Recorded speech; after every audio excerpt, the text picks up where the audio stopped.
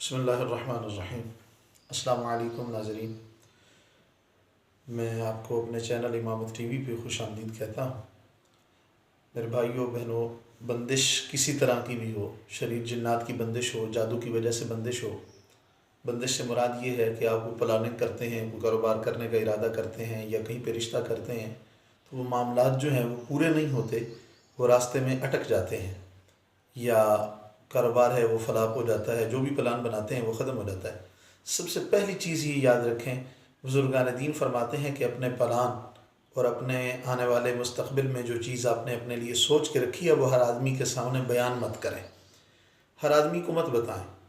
اور اس کے بعد بندش کوئی بھی ہے، جنات کی وجہ سے ہے، جادو کی وجہ سے ہے، نظر بد کی وجہ سے ہے، تو اس کے لیے ایک ایسا سینے کا راز، ایک ایسا وظیفہ آپ کی خدمت میں عرض کر رہا ہوں کہ صرف 70 مرتبہ پڑھیں۔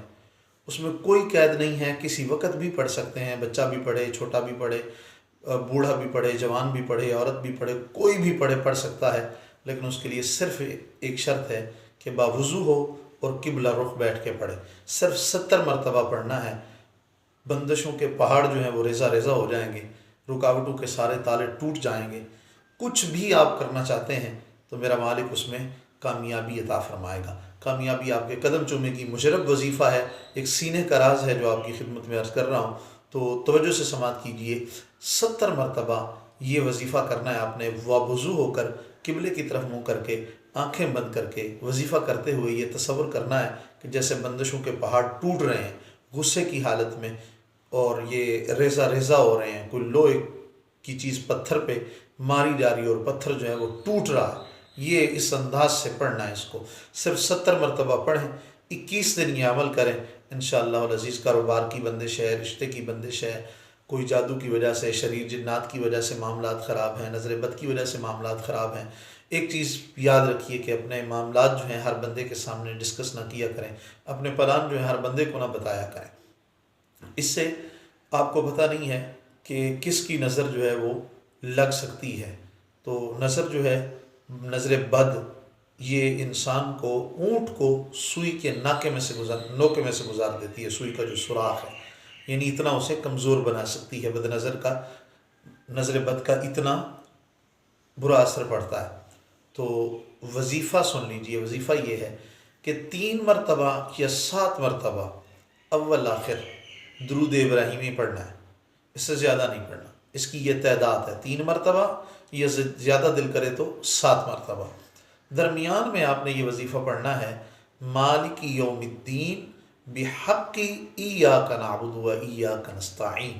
مالک یوم الدین بحق ایاک نعبد و ایاک نستعین، یہ ایک مجرب وظیفہ ہے، یہ سینے کا راز ہے۔ آپ کریں، پھر اس کے کمالات دیکھیں، آپ اس کو کریں، پھر اس کے کرشمے دیکھیں کہ کیسے بندشوں کے پہاڑ ٹوٹتے ہیں۔ اس میں کوئی وقت اتنی نہیں لگے گا، کوئی وقت کی قید بھی نہیں ہے، آپ کسی بھی وقت کر سکتے ہیں، کسی بھی وقت کر سکتے ہیں۔ بچہ کر سکتا ہے، عورت کر سکتی ہے، جوان کر سکتا ہے، بوڑھا کر سکتا ہے، کوئی بھی مرد عورت کوئی بھی اسے کر سکتا ہے، لیکن باوضو ہو، آنکھیں بند ہوں، قبلے کی طرف رخ ہو، اور یہ تصور کرے کہ سارے پہاڑ ٹوٹ رہے ہیں، سارے تالے کھل رہے ہیں، ساری رکاوٹیں دور ہو رہی ہیں۔ اول آخر 3 مرتبہ یا 7 مرتبہ درود ابراہیمی پڑھے، درمیان میں یہ پڑھے مالک یوم الدین بحق ایاک نعبد و ایاک نستعین۔